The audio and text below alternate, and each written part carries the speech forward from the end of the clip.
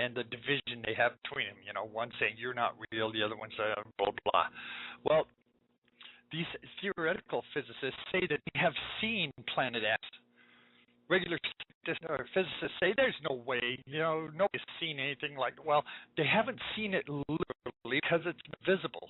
But here's what they say. They say that during the winter and summer solstice, when the skies, when the heavens, when outer space is extremely bright during those times, you can see the outline of it. And they know this is Planet X because it's not visible, it doesn't reflect light. The only way they see it is through an outline with a bright light behind it. Now, according to these scientists, Planet X is a brown dwarf star. And they say that this brown dwarf star is solid iron. Now, everyone knows, or should know if you don't, if you went to high school, you know that when iron oxidizes, it turns red. Oxidation from iron is red. So, if this is a brown dwarf star, and it's iron and it's oxidized, it's not going to reflect light. It's going to absorb light, which is why these theoretical physicists say that it's visible. But they say they can't see the outline of it. This would also, if this is true, would also explain in the Bible the prophecy of the sun and moon turning red as blood. If this Planet X, which is an iron and it's oxidized, it would be red. They say that because it's iron, it has this huge magnetic pull, and that as it goes through space, it pulls in debris from everything around it. So they're saying this had a giant red tail. And this red tail is a red tail of oxidation that's full of garbage that it's attracted while it travels through space. That's what gives this tail. What makes it red is the fact that iron is oxidized, which would, if it passes close enough to the Earth, could turn the sun and moon blood red as this red oxidation passed by. I just have to throw that in there because not that that's going to happen, not that that's the fact, but that that's a possibility.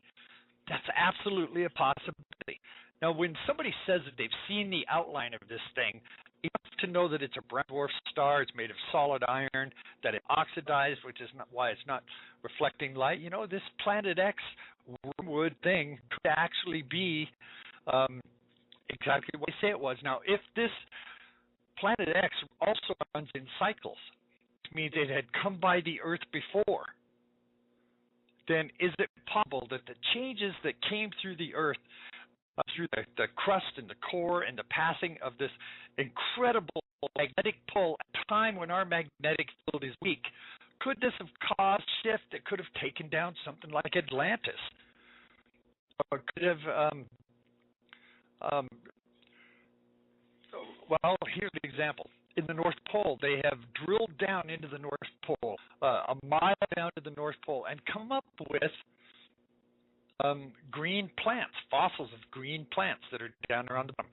Because at some point in our history, we had this shift before, where what was cold is now warm, what is warm is now cold. The same thing that we're seeing now, except the idiots that be say, no, this is man-made global warming. You need to drive an electric car and change your light bulbs, and this will stop. And at the same time, they're digging something out of their nose and examining it. What this is, maybe this is Planet X here on the end of my finger. I just got out of my nose. What do you think? It's about the stupid. I think anybody who has half a brain knows that this is not man-made global warming. Science has already proved this is the explanation. So if you're saying that this Planet X or wormwood, they think that comes through in a cycle of about 3,600 years. They say that if it does all its come through at the same distance. Sometimes it's closer, sometimes it's a little further away. But it does happen, but it's not the same every time. But when it does happen, it has a dramatic effect. Not necessarily disastrous, but it does have an effect. These guys also say that they think that Planet X was involved with Atlantis sinking underwater as these tectonic plates moved. I mean, I think everyone pretty much accepts this was some kind of cataclysmic event. It ended lives.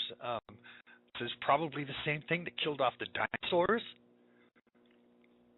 It passed by, the magnetic pole shifted, then CO2 levels went back down because the inertia of the inner core went back into the smooth cycle of the rotation of the Earth, and all of this extra heating and CO2 stopped because everything was back into sync after this magnetic pole shift.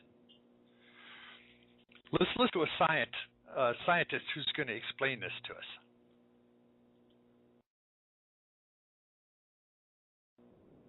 I think, if it plays.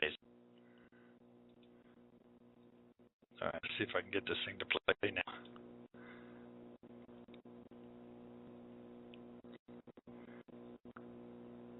Hang in there, it wants to play.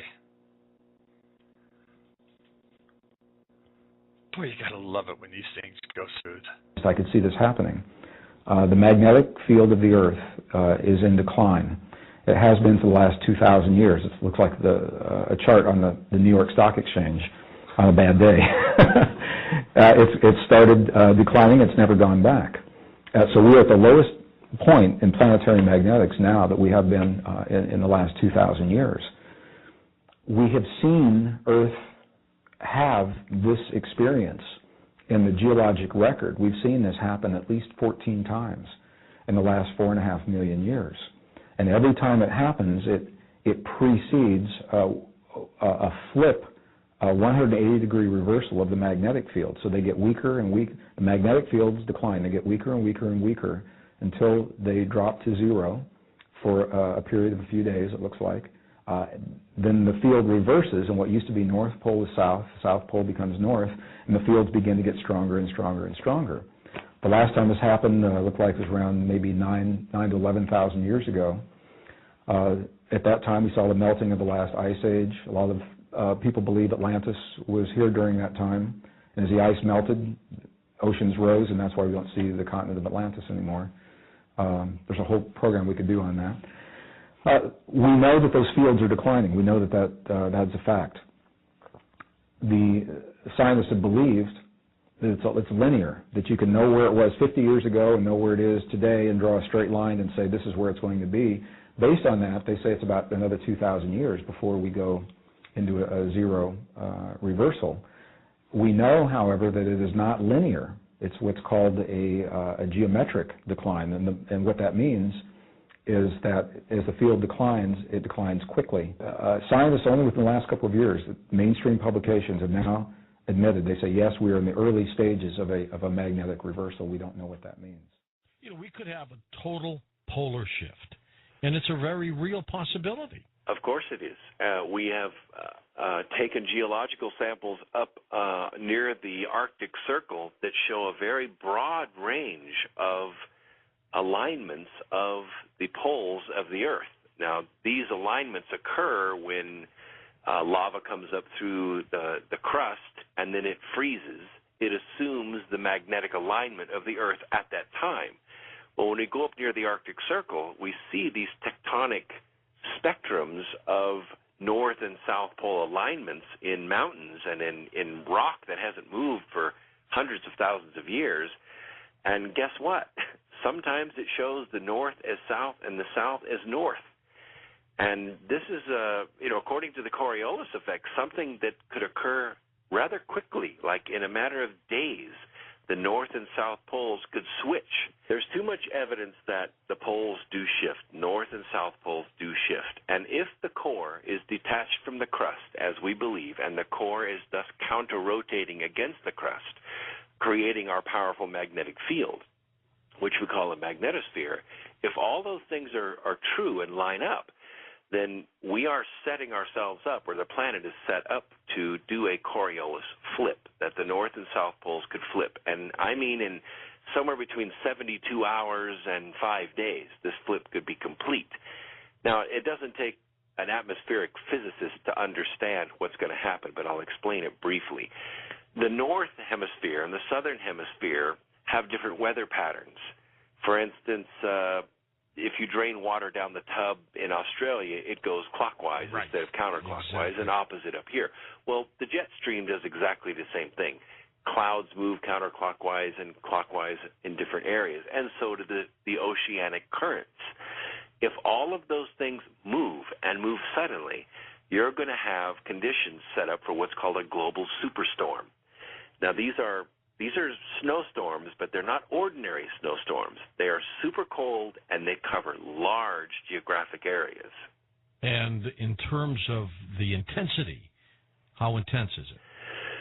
Well, according to what we've uncovered in the book, and this goes back 26,000 years as far as we can gather data, we could be facing winds of 300 miles an hour, and those winds could last for a month or more.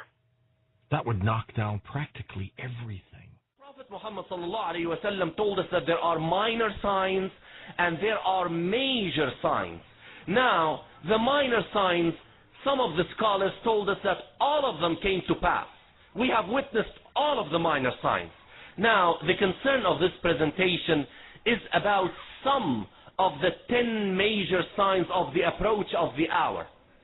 5 of those 10 seem to be cosmic in nature, that they are related to certain happenings that are related to the cosmos, certain universal happenings that will take place that will tell us that the hour is approaching. And one of them is that the sun will appear from the west instead of the east. We have known that for years and years and years. And we were told that the sun will appear from the west as a sign that the hour is approaching. Now, again, I remind myself and I remind my sisters and brothers that whatever I will mention from science that people really put as the absolute truth when we know it is not, but what we know from science is the following. What is happening is that the Earth has been rotating around its axis since the creation of the universe. In the beginning, our Earth used to complete one complete circle around its axis in 4 hours. It used to be very fast. And it has been slowing down since then. Now, it completes one rotation around its axis in 23 hours, 56 minutes, and 4 seconds. And scientists know that the speed is going to diminish. The Earth is going to slow down up to a point where it will not be able to support any more decrease in its speed. When that will happen, the Earth will behave like a spring, that you rotate in a certain direction up to a certain point when you cannot really wind it any further in that direction. Then if you leave it, what will happen?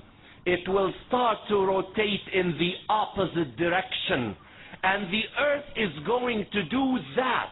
That's what scientists tell us, that the Earth is going to slow and slow and slow up to a point where it cannot, because of its mass, slow any further. Then it will stop briefly and will start to rotate in a clockwise fashion. And guess what will happen when that takes place? The sun will appear from the west. And the hadith related through the authority of Hudhayfa ibn al-Yaman from Prophet Muhammad sallallahu alayhi wa sallam about this is very clear. when the Prophet ﷺ is reported to have said that when